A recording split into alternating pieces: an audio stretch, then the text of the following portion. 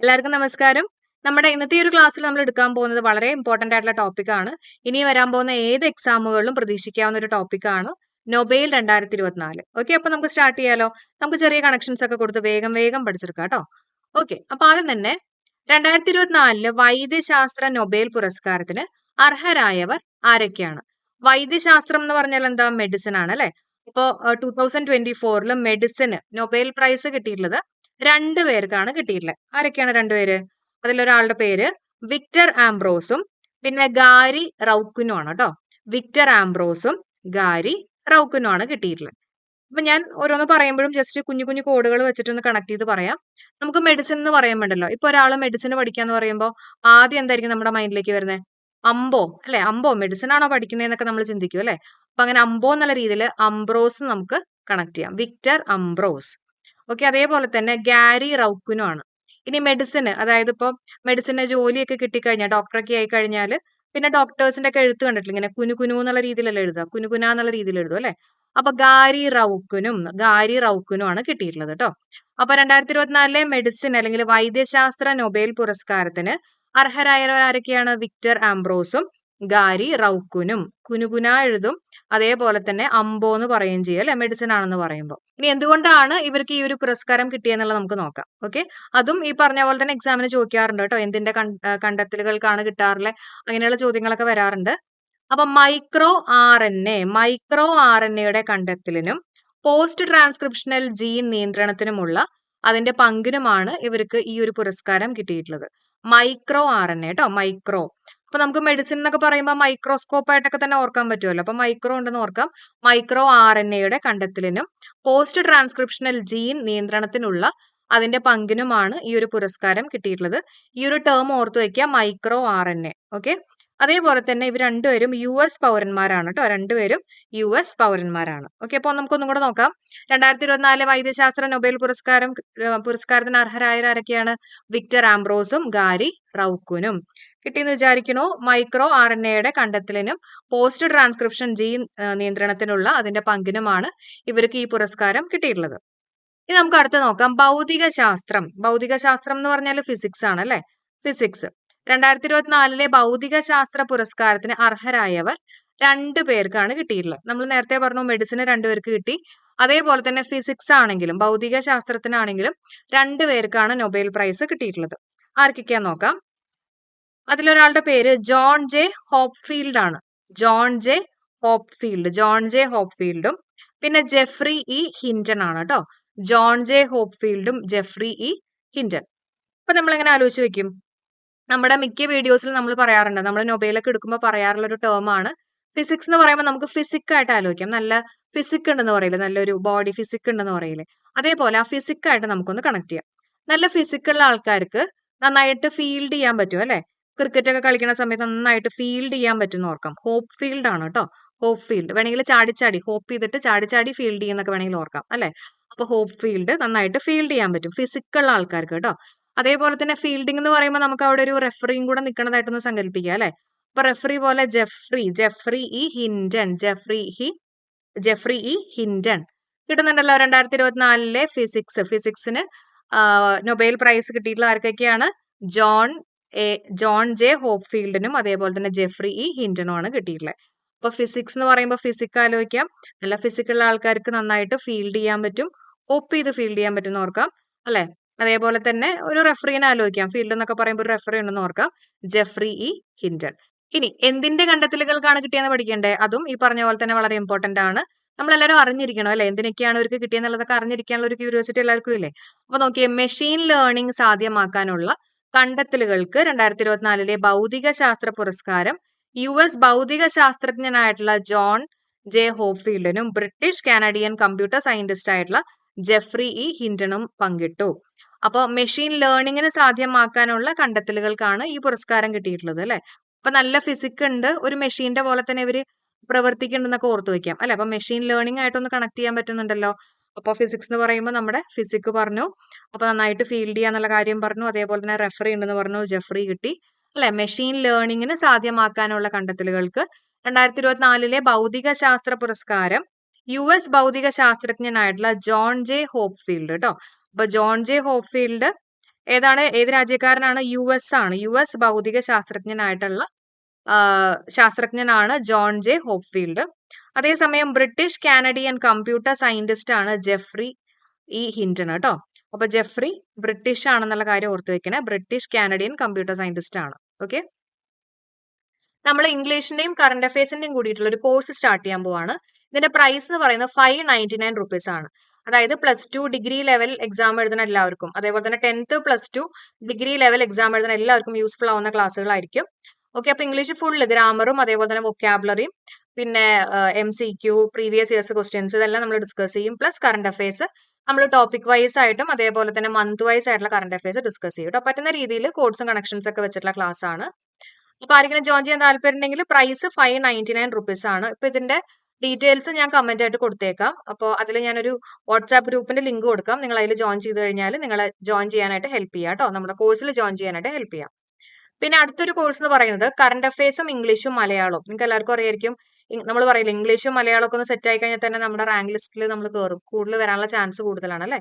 അപ്പൊ ഇതേപോലെ current affairs ഇംഗ്ലീഷും മലയാളവും കൂടിയിട്ടുള്ള ഒരു കോഴ്സ് ഉണ്ട്. അപ്പൊ അതിന്റെ പ്രൈസ് 999 റുപ്പീസ് ആണ്. ഞാൻ നേരത്തെ പറഞ്ഞ പോലെ തന്നെ ഡിഗ്രി ലെവൽ എക്സാം, +2 ലെവൽ എക്സാമുകൾക്കൊക്കെ യൂസ്ഫുൾ ആവുന്ന ഒരു കോഴ്സ് ആയിരിക്കും കേട്ടോ. പിന്നെയുള്ളത് ആനുകാലികത്തിന്റെ കറണ്ട് അഫയേഴ്സിന്റെ മാത്രമായിട്ടുള്ള ഒരു കോഴ്സാണ്, ബാച്ച് കോഴ്സ് ആണ്. അതിന്റെ പ്രൈസ് 249 റുപ്പീസ് ആണ്. ഓക്കെ, ഈ ഒരു കോഴ്സിന്റെ പ്രൈസ്. പിന്നെ നമ്മൾ സെക്രട്ടറിയേറ്റ് അസിസ്റ്റന്റിന് വേണ്ടിയിട്ടുള്ള സെക്കൻഡ് ബാച്ച് സ്റ്റാർട്ട് ചെയ്തിട്ടുണ്ട്. അപ്പോൾ അതിൽ ഇംഗ്ലീഷ് ബേസ് മുതൽ, ഇപ്പൊ തീരെ ഇംഗ്ലീഷ് എനിക്ക് അറിയില്ല അല്ലെങ്കിൽ ബേസ് മുതൽ എല്ലാ കാര്യങ്ങളും അറിയണമെന്നുണ്ടെങ്കിൽ തീർച്ചയായിട്ടും നിങ്ങൾക്ക് ഈ ഒരു കോഴ്സിൽ ജോയിൻ ചെയ്യാം. അതേപോലെ തന്നെ ഫോഴ്സ് എക്സാമുകൾക്ക് പ്രിപ്പയർ ചെയ്യുന്ന ആൾക്കാരാണെങ്കിൽ നിങ്ങൾക്ക് അതിന് വേണ്ടിയിട്ടുള്ള ഒരു ബാച്ച് നമ്മൾ സ്റ്റാർട്ട് ചെയ്തിട്ടുണ്ട്. ഫോഴ്സ് 2025 വേണ്ടിയിട്ടുള്ള ബാച്ച് ആണ്. ഓക്കെ, ഗ്രാമറും വൊക്കാബുലറി എല്ലാം നമ്മൾ അതിനകത്ത് കറക്റ്റ് ആയിട്ട് തന്നെ ഡിസ്കസ് ചെയ്ത് പോകുന്നുണ്ട്. അപ്പൊ നമുക്കിനി അടുത്ത പോയിന്റിലേക്ക് കയറാം. ഇത് നമ്മൾ കെമിസ്ട്രി ആണ് നോക്കാൻ പോകുന്നത്. ഓക്കെ, അപ്പൊ കെമിസ്ട്രിയുടെ ഒക്കെ മലയാളം അറിഞ്ഞു വെക്കുക അല്ലെ. എന്താ? രസതന്ത്രം. രസതന്ത്രത്തിനുള്ള 2024 നൊബേൽ പുരസ്കാരം കിട്ടിയിട്ടുള്ളത് 3 പേർക്കാണ് കിട്ടിയിട്ടുള്ളത്. നമ്മൾ പറഞ്ഞു മെഡിസിന് 2 പേർക്ക് കിട്ടി അല്ലെ, അതേപോലെ തന്നെ ഫിസിക്സിന് 2 പേർക്ക് കിട്ടി. ഇനി കെമിസ്ട്രിക്ക് 3 പേർക്കാണ് കിട്ടിയിട്ടുള്ളത്. ആർക്കൊക്കെയാണ് കിട്ടിയെന്ന് നമുക്ക് നോക്കാം. ഓക്കെ, ആരൊക്കെയാണ്? David Baker, Demis Hassabis, John M Jumper. David Baker, Demis Hassabis, John M Jumper. ഈ 3 പേർക്കാണ് കെമിസ്ട്രിക്ക് നൊബേൽ സമ്മാനം കിട്ടിയിട്ടുള്ളത് കേട്ടോ. ഓക്കെ, അപ്പൊ നമുക്ക് ചെറിയ കണക്ഷൻസ് കൊടുക്കാം അല്ലെ. നമ്മൾ കെമിസ്ട്രി എന്ന് പറയുമ്പോൾ രസതന്ത്രം അല്ലേ, അപ്പൊ രസം വെച്ചിട്ട് നമുക്ക് കണക്ട് ചെയ്യാം. ഓക്കെ, ഈ ബേക്ക് ചെയ്തിട്ടുള്ള സാധനങ്ങൾക്ക്, ബേക്ക് എന്ന് പറയുമ്പോൾ ബക്കർ ആലോചിക്കാം അല്ലെ. ബേക്ക് ചെയ്തിട്ടുള്ള സാധനങ്ങൾക്ക് നല്ല രസമായിരിക്കും അല്ലെ. ബേക്ക് ചെയ്തിട്ടുള്ള ഫുഡ് ഐറ്റംസ് ഒക്കെ നിങ്ങളുടെ മൈൻഡിലേക്ക് വരട്ടെ.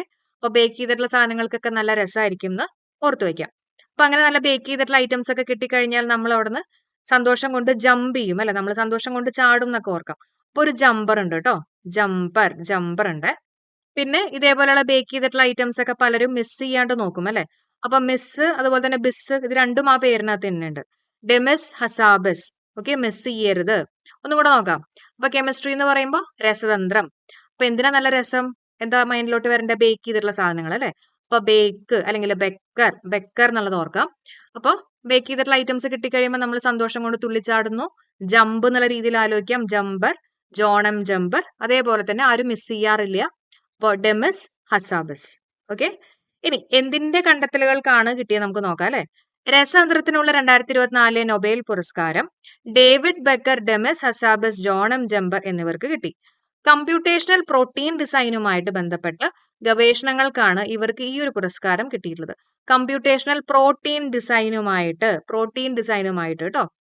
കമ്പ്യൂട്ടേഷണൽ പ്രോട്ടീൻ ഡിസൈനുമായിട്ട് ബന്ധപ്പെട്ട ഗവേഷണങ്ങൾക്കാണ് ഇവർക്ക് ഈ പുരസ്കാരം കിട്ടിയിട്ടുള്ളത്. അപ്പൊ ജസ്റ്റ് ഓർത്ത് വെച്ചോളൂ, നമ്മൾ ഈ ബേക്ക് ചെയ്തിട്ടുള്ള ഐറ്റംസിനൊക്കെ നല്ല പ്രോട്ടീൻ ആണെന്ന് ഓർക്കാം. വേണമെങ്കിൽ ചിക്കനൊക്കെ ഉണ്ടായിരുന്നു, നല്ല പ്രോട്ടീൻ ആണെന്നൊക്കെ ഓർക്കാം കേട്ടോ. അപ്പൊ കമ്പ്യൂട്ടേഷണൽ പ്രോട്ടീൻ ഡിസൈനുമായിട്ട് ബന്ധപ്പെട്ട ഗവേഷണങ്ങൾക്കാണ് ഇവർക്ക് പുരസ്കാരം കിട്ടിയിട്ടുള്ളത്. അപ്പൊ ഒന്നും കൂടെ റീകളക്ട് ചെയ്തേ. നമ്മൾ എന്തൊക്കെയാ പറഞ്ഞേ? നമ്മൾ ആദ്യം പറഞ്ഞത് നമ്മുടെ മെഡിസിന്റെ കാര്യം പറഞ്ഞു, വൈദ്യശാസ്ത്രം പറഞ്ഞു. അപ്പൊ അംബോ മെഡിസിൻ ആണോ പഠിക്കണേന്ന് പറഞ്ഞു അല്ലെ. അപ്പൊ അംബ്രോസ് എന്നുള്ളത് ഓർക്കാം. അതേപോലെ തന്നെ ഡോക്ടേഴ്സ് ഇങ്ങനെ കുനുകുനാന്ന് എഴുതും. അപ്പൊ ഗാരി റൗക്കുൻ എന്നുള്ളത് ഓർത്ത് വെക്കാം. പിന്നെ മൈക്രോ RNA കണ്ടെത്തൽ നിന്നാണ്. അപ്പൊ നമ്മുടെ മൈക്രോസ്കോപ്പും മെഡിസിനുമായിട്ടൊക്കെ കണക്ട് ചെയ്യാലോ. US പൗരന്മാരാണെന്ന് പറഞ്ഞു. പിന്നെ ഫിസിക്സിന്റെ കാര്യം നമ്മൾ ഫിസിക്കായിട്ട് കണക്ട് ചെയ്തു. അപ്പൊ നല്ല ഫിസിക്കൽ ആർക്കാ? നമ്മുടെ ഫീൽഡ് ചെയ്യുന്ന ആൾക്കാർക്ക്, ക്രിക്കറ്റിലൊക്കെ ഫീൽഡ് ചെയ്യുന്ന ആൾക്കാർക്ക് നല്ല ഫിസിക് ആണെന്ന് ഓർക്കാം. അതേപോലെ തന്നെ ഫീൽഡ് എന്ന് പറയുമ്പോൾ തന്നെ ഒരു റെഫറിയും കൂടി ഉണ്ട് അല്ലെ. അപ്പൊ ജെഫ്രി ഹിൻറ്റൺ എന്നുള്ളതും കിട്ടി. ഓക്കെ, അവിടെ തന്നെ ഓർക്കേണ്ട കാര്യം എന്താ? മെഷീൻ ലേണിംഗിനാണ് ഇവർക്ക് ഈ ഒരു പുരസ്കാരം കിട്ടിയിട്ടുള്ളത് അല്ലെ. അപ്പൊ മെഷീൻ ലേണിംഗ് നല്ല ഫിസിക്കൽ ആൾക്കാർക്ക് മെഷീന്റെ പോലെയൊക്കെ പ്രവർത്തിക്കും എന്നൊക്കെ ഓർത്തു വെക്കാം. പിന്നെ നമ്മൾ പറഞ്ഞു രസതന്ത്രം, കെമിസ്ട്രി. രസതന്ത്രത്തിന് നൊബേൽ കിട്ടിയിട്ടുള്ളത് 3 പേർക്കാണ് കിട്ടിയിട്ടുള്ളത്. David Baker, Demis Hassabis, John M Jumper. നമ്മൾ പറഞ്ഞു ബേക്ക് ചെയ്തിട്ടുള്ള സാധനങ്ങൾക്ക് നല്ല രസമാണ്. രസം വെച്ചിട്ട് നമ്മൾ രസതന്ത്രം കണക്ട് ചെയ്തു. അപ്പൊ മാക്സിമം എല്ലാവരും അത് മിസ് ചെയ്യാണ്ട് നോക്കും. മിസ്, ഡെമസ് ഹസാബസ്. അതേപോലെ തന്നെ ഇത് കിട്ടിക്കഴിയുമ്പോൾ സന്തോഷം കൊണ്ട് തുള്ളിച്ചാടും. ജമ്പ് അല്ലെ, jumper. John M jumper. Okay, സെറ്റായി എന്ന് വിചാരിക്കുന്നു. പിന്നെ അതേപോലെ തന്നെ ഒരു കാര്യം കൂടെ പറഞ്ഞല്ലോ, എന്തിന്റെ ഗവേഷണങ്ങളുമായിട്ട് ബന്ധപ്പെട്ടാണ് ഇവർക്ക് ഈ പുരസ്കാരം കിട്ടിയിട്ടുള്ളത്? പ്രോട്ടീൻ ഡിസൈനുമായിട്ട് അല്ലെ, കമ്പ്യൂട്ടേഷണൽ പ്രോട്ടീൻ ഡിസൈൻ. ബേക്ക് ചെയ്തിട്ടുള്ള സാധനങ്ങൾക്ക് നല്ല പ്രോട്ടീൻ ഒക്കെ ഉണ്ടെന്നുള്ളത് ഓർത്തു വെക്കാം. അപ്പോൾ ഈ 3 എല്ലാവരും പഠിച്ചെന്ന് വിചാരിക്കുകയാണ് കേട്ടോ. നമുക്കിനി അടുത്തേക്ക് കയറാം. അടുത്ത് നമ്മൾ നോക്കാൻ പോകുന്നത് 2024 സമാധാനത്തിനുള്ള നൊബേൽ പുരസ്കാരം ലഭിച്ചത് ആർക്കാന്ന് നോക്കാം അല്ലെ, സമാധാനത്തിനുള്ള കേട്ടോ.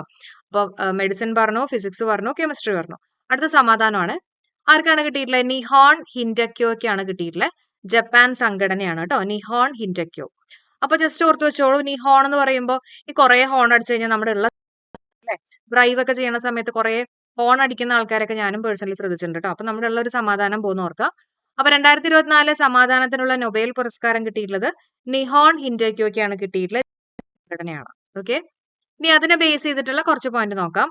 ആണവായുധങ്ങൾ ഇല്ലാത്തൊരു ലോകം കൈവരിക്കാനുള്ള ശ്രമങ്ങൾക്കും ആണവായുധങ്ങൾ ഇനിയൊരിക്കലും ഉപയോഗിക്കരുത് എന്ന് സാക്ഷി മൊഴികളിലൂടെ തെളിയിച്ചതിനുമാണ് ഈ ഒരു സംഘടനയ്ക്ക് പുരസ്കാരം കിട്ടിയിട്ടുള്ളത് കേട്ടോ. അപ്പൊ ആണവായുധങ്ങൾ ഇല്ലാത്തൊരു ലോകം കൈവരിക്കാനുള്ള ശ്രമങ്ങൾക്കും ആണവായുധങ്ങൾ ഇനി ഒരിക്കലും ഉപയോഗിക്കരുതെന്ന സാക്ഷി മൊഴികളിലൂടെയും തെളിയിച്ചതിനാണ് ഈ സംഘടനയ്ക്ക്, ജപ്പാൻ സംഘടനയായിട്ടുള്ള നിഹോൺ ഹിൻഡോയ്ക്ക് ഈ പുരസ്കാരം ലഭിച്ചിട്ടുള്ളത്. സമാധാനത്തിനുള്ള പുരസ്കാരം കേട്ടോ, നൊബേൽ പുരസ്കാരം. ഓക്കെ, ഇനി നമുക്ക് അടുത്ത സാഹിത്യം നോക്കാം അല്ലെ. 2024 സാഹിത്യത്തിനുള്ള നൊബേൽ പുരസ്കാരം ലഭിച്ചിട്ടുള്ളത് ആർക്കാണ്? ഹാൻ കാങ്ങിനാണ് കിട്ടിയിട്ടുള്ളത്. ഹാൻ കാങ് ആണ്, ദക്ഷിണ കൊറിയയാണ് കേട്ടോ. ദക്ഷിണ കൊറിയ രാജ്യം, ദക്ഷിണ കൊറിയ ആണ്. അപ്പൊ 2024 സാഹിത്യത്തിനുള്ള നൊബേൽ പുരസ്കാരം സിമ്പിൾ ആയിട്ട് തന്നെ നിങ്ങളുടെ മൈൻഡിലേക്ക് വന്നിട്ടുണ്ടാവും. സാഹിത്യം ഒക്കെ നമ്മുടെ ഹാൻഡ് വെച്ചിട്ടാണ് നമ്മൾ എഴുതാറ്. ഹാൻഡ് എന്നുള്ള രീതിയിൽ ഹാൻ കാങ് എന്നുള്ള പേര് നമ്മുടെ മൈൻഡിലേക്ക് നിൽക്കും അല്ലെ. അതേപോലെ തന്നെ ഇവിടെ ഇമ്പോർട്ടന്റ് ആയിട്ടുള്ള ഒരു പോയിന്റ്, ചരിത്രപരമായ ആഘാതങ്ങളെ അഭിമുഖീകരിക്കുകയും മനുഷ്യജീവിത തുറന്നു കാട്ടുകയും ചെയ്യുന്ന അവരുടെ തീവ്രമായ കാവ്യഗദ്യത്തിനാണ് പുരസ്കാരം കിട്ടിയിട്ടുള്ളത്. അപ്പൊ എന്തിനാണ് പുരസ്കാരം കിട്ടിയിട്ടുള്ളത്? ചരിത്രപരമായ ആഘാതങ്ങളെ അഭിമുഖീകരിക്കുകയും മനുഷ്യജീവിതത്തിന്റെ തുറന്നു കാട്ടുകയും ചെയ്യുന്ന അവരുടെ തീവ്രമായ കാവ്യഗദ്യത്തിനാണ് പുരസ്കാരം കിട്ടിയിട്ടുള്ളത് കേട്ടോ. ആ പോയിന്റ് ഒന്ന് അറിഞ്ഞു വെച്ചേക്കുക. അതേപോലെ തന്നെ ഇനി ഹാങ്കാങ്ങിനെ കുറിച്ച് 2-3 പോയിന്റ് കൂടെ പറയാം, അത് ഇമ്പോർട്ടന്റ് ആണ്. സാഹിത്യത്തിനുള്ള നൊബേൽ പുരസ്കാരം ലഭിക്കുന്ന ആദ്യ ഏഷ്യൻ വനിത, അതുകൊണ്ട് തന്നെ അത്രത്തോളം ഇമ്പോർട്ടൻസ് ഉണ്ട്, എല്ലാവരും പഠിച്ചേക്കുക കേട്ടോ. അപ്പൊ എന്താ നമ്മൾ പറഞ്ഞ, സാഹിത്യത്തിനുള്ള നൊബേൽ പുരസ്കാരം ലഭിക്കുന്ന ആദ്യ ഏഷ്യൻ വനിത, അതുകൊണ്ട് തന്നെ ചോദിക്കാനുള്ള നല്ല സാധ്യതയുണ്ട് കേട്ടോ. എല്ലാവരും പഠിക്കണേ.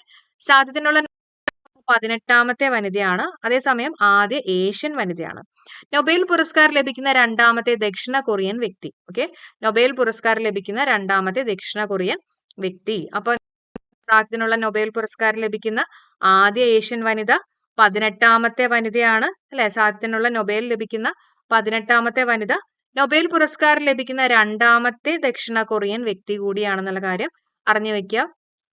കാരണം നമുക്ക് എല്ലാവർക്കും അറിയാം, വളരെ സിമ്പിൾ ആയിട്ടുള്ള ടോപ്പിക് ആണ്, പക്ഷെ പ്രസ്താവനത്തിലുള്ള ചോദ്യങ്ങളൊക്കെ വരാം. അപ്പൊ പഠിക്കുന്ന കാര്യങ്ങളെല്ലാം വളരെ വൃത്തിയായിട്ട് മനസ്സിലാക്കിക്കൊണ്ട് തന്നെ പഠിക്കുക കേട്ടോ. അപ്പൊ നമ്മളത് എല്ലാവർക്കും ക്ലിയർ ആയെന്ന് വിചാരിക്കുന്നു അല്ലെ. നമ്മൾ സാഹിത്യത്തിനുള്ള നൊബേൽ പുരസ്കാരത്തെ കുറിച്ചും ഡിസ്കസ് ചെയ്തു. ഓക്കെ, ഇനി നമുക്ക് അടുത്ത പോയിന്റ് നോക്കാം. 2024 സാമ്പത്തിക ശാസ്ത്രത്തിലെ നൊബേൽ സമ്മാനം കിട്ടിയിട്ടുള്ളത് ആർക്കൊക്കെയാണ്? Daron Acemoglu, Simon Johnson, James Robinson, എല്ലാവരും അല്ലെ. അപ്പൊ 3 പേർക്ക് കിട്ടിയിട്ടുണ്ട് കേട്ടോ. 3 പേർക്കാണ് സാമ്പത്തിക ശാസ്ത്രം അല്ലെങ്കിൽ എക്കണോമിക്സിൽ നൊബേൽ സമ്മാനം കിട്ടിയിട്ടുള്ളത്. 3 പേർക്കാണ് കിട്ടിയിട്ടുള്ളത്. ഓക്കെ, നമുക്ക് ചെറിയൊരു കണക്ഷൻ കൊടുക്കാം. അപ്പൊ ഇതിൽ നോക്കിക്കഴിഞ്ഞാൽ നിങ്ങൾക്ക് അറിയായിരിക്കും, 2 സൺ ഉണ്ട് അല്ലെ, ജോൺസണും ഉണ്ട് റോബിൻസണും ഉണ്ട്. 2 സണ്ണും ഉണ്ട്, പിന്നെ ഡാരൻ അസെമോഗ്ലയും ഉണ്ട്. ഓക്കെ, ഞാൻ ഓർത്തു വെച്ചേക്കുന്നത് 2 സണ്ണിനും, നമ്മൾ കുട്ടികൾ എന്ന് പറയില്ലേ, 2 സൺ മകൻ, 2 മകനും 2 സണ്ണിന്റെയും തലയിൽ നിറച്ച് താരനാണെന്ന് ഓർത്തേക്കാണ്. താരനാണെന്ന് ഓർത്തേക്കുക. അപ്പൊ അതിന് നല്ല ചെലവായി, നല്ല സാമ്പത്തികമൊക്കെ ആയി അല്ലെ. നമ്മൾ ഇതിന്റെയൊക്കെ ഷാമ്പും ഇതൊക്കെ വാങ്ങിക്കുമ്പോൾ പറയാം നല്ല റേറ്റ് ആണ്. അപ്പൊ സാമ്പത്തിക ശാസ്ത്രം നമുക്ക് അങ്ങനെ എക്കണോമിക്സ് ആയിട്ടൊന്ന് കണക്ട് ചെയ്യാം കേട്ടോ. അപ്പൊ എക്കണോമിക്സ് 2 സൺ ഉണ്ട്, ജോൺസണും റോബിൻസണും.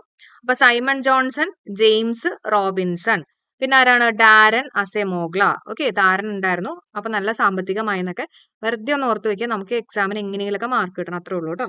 അപ്പൊ ഇനി എന്തിനാണ് ഇവർക്ക് പുരസ്കാരം കിട്ടിയെന്നുള്ളത് നോക്കാം.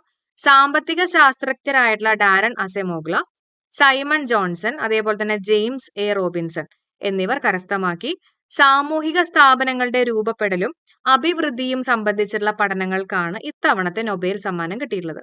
അപ്പൊ എന്തിനാണ് കിട്ടിയിട്ടുള്ളത്? സാമൂഹിക സ്ഥാപനങ്ങളുടെ രൂപപ്പെടലും സാമൂഹിക സ്ഥാപനങ്ങളുടെ രൂപപ്പെടലും അഭിവൃദ്ധിയും സംബന്ധിച്ച പഠനങ്ങൾക്കാണ് ഇത്തവണത്തെ കിട്ടിയിട്ടുള്ളത്. ഓക്കെ, ക്ലിയർ ആണല്ലോ? അപ്പൊ നമുക്ക് ഈ പോയിന്റുകളൊക്കെ ഒന്നും കൂടെ സ്പീഡിൽ നോക്കാം. എല്ലാവരും എന്റെ കൂടെ തന്നെ ഒന്ന് റീകളക്ട് ചെയ്തെടുക്കുക കേട്ടോ. നമ്മൾ ആദ്യം പഠിച്ചത് നമ്മുടെ വൈദ്യശാസ്ത്രം, മെഡിസിൻ. അപ്പൊ മെഡിസിൻ അമ്പോ എന്ന് പറഞ്ഞു അല്ലെ, കുനുകുന എന്നുള്ള എഴുതുന്നു പറഞ്ഞു, ഗാരി റൌക്കുനും പറഞ്ഞു. എന്തിനാണ് കിട്ടിയിട്ടുള്ള? മൈക്രോ RNA കണ്ടെത്തലുകൾക്കാണ് കിട്ടിയിട്ടുള്ളത്. പിന്നെ നമ്മൾ പറഞ്ഞു ഫിസിക്സിന്റെ കാര്യം പറഞ്ഞു, ഭൗതിക ശാസ്ത്രം. അപ്പൊ നല്ല ഫിസിക്കുള്ള നമ്മുടെ ഫീൽഡിലൊക്കെ നന്നായിട്ട് നന്നായിട്ട് ഫീൽഡ് ചെയ്യും എന്ന് പറഞ്ഞു. അതേപോലെ തന്നെ റെഫറി എന്നുള്ള രീതിയിൽ ജെഫ്രി ഓർക്കാൻ പറഞ്ഞു അല്ലെ. എന്തിനാ കിട്ടിയിട്ടുള്ള? മെഷീൻ ലേണിങ്ങിന് സാധ്യമാക്കാനുള്ള കണ്ടെത്തലുകൾക്കാണ് കിട്ടിയിട്ടുള്ളത്. അപ്പൊ നല്ല ഫിസിക് ഉണ്ട്, മെഷീന്റെ പോലെയൊക്കെ പ്രവർത്തിക്കുന്നൊക്കെ നമ്മൾ പറഞ്ഞു. പിന്നെ രസതന്ത്രം എന്ന് പറയുമ്പോൾ നമ്മൾ ബേക്ക് ചെയ്തിട്ടുള്ള കാര്യമാണ് മൈൻഡിലോട്ട് വരുന്നത് അല്ലെ. അപ്പൊ ബെക്കർ. പിന്നെ എന്തൊക്കെയാ? അത് മിസ് ചെയ്യരുത്. അപ്പൊ ഡെമിസും ഉണ്ട്, ഹസാബസും ഉണ്ട്. പിന്നെ ബേക്ക് ചെയ്തിട്ടുള്ള സാധനം കിട്ടുമ്പോൾ സന്തോഷം കൊണ്ട് തുള്ളിച്ചാടും, ജമ്പ് ചെയ്യും, ജമ്പർ അല്ലെ, ജോണം ജമ്പർ. പിന്നെന്താ പറഞ്ഞേ? എന്തിന്റെ കണ്ടെത്തലുകൾക്കാണ് കിട്ടിയിട്ടുള്ളത്? കമ്പ്യൂട്ടേഷണൽ പ്രോട്ടീൻ ഡിസൈനുമായിട്ട് ബന്ധപ്പെട്ട ഗവേഷണങ്ങൾക്കാണ് കിട്ടിയിട്ടുള്ളത്. ഓക്കെ, അപ്പൊ ബേക്ക് ചെയ്തിട്ടുള്ള സാധനങ്ങൾ നല്ല പ്രോട്ടീൻ ഉണ്ടായിരുന്നു ഓർക്കാം. പിന്നെ സമാധാനം, ഇപ്പൊ ഹോൺ അടിക്കലെന്ന് പറഞ്ഞു അല്ലെ. നിഹോൺ ഹിൻഡക്യോ ജപ്പാൻ സംഘടനയാണെന്നുള്ളത് പറഞ്ഞു. ആണവായുധങ്ങൾ ഇല്ലാത്തൊരു ലോകം കൈവരിക്കാനുള്ള ശ്രമങ്ങൾക്കും ആണവായുധങ്ങൾ ഇനിയൊരിക്കലും ഉപയോഗിക്കരുതെന്ന് സാക്ഷിമൊഴികളിലൂടെ തെളിയിച്ചതിനുമാണ് അവർക്ക് പുരസ്കാരം കിട്ടിയിട്ടുള്ളത്. പിന്നെ 2024 സാഹിത്യത്തിനുള്ള നൊബേൽ പുരസ്കാരം കിട്ടിയിട്ടുള്ളത്, സാഹിത്യം നമ്മൾ ഹാൻഡ് വെച്ചിട്ടാണ് എഴുതാന്ന് പറഞ്ഞു, ഹാൻകാങ് ആണ് അല്ലെ. ഹാൻകാങ്, ദക്ഷിണ കൊറിയ. ചരിത്രപരമായിട്ടുള്ള ആഘാതങ്ങളെ അഭിമുഖീകരിക്കുകയും മനുഷ്യജീവിതത്തിന്റെ ദുർബലത തുറന്നു കാട്ടുകയും ചെയ്യുന്ന അവരുടെ തീവ്രമായ കാവ്യഗദ്യത്തിനാണ് പുരസ്കാരം കിട്ടിയിട്ടുള്ളത് കേട്ടോ. ഓക്കെ, അതേപോലെ തന്നെ നമ്മൾ ഇതിനകത്തുള്ള ഇമ്പോർട്ടന്റ് പോയിന്റുകളും കൂടെ ഡിസ്കസ് ചെയ്തിരുന്നു കേട്ടോ. പിന്നെ പറഞ്ഞത് എക്കണോമിക്സ് ആണ്. എക്കണോമിക്സ് എന്ന് പറയുമ്പോൾ സാമ്പത്തികം, നല്ല സാമ്പത്തിക ചെലവ് താരന്റെ മരുന്നിന് വേണ്ടിയിട്ട് നമ്മൾ ചെലവാക്കി നോർക്കാം.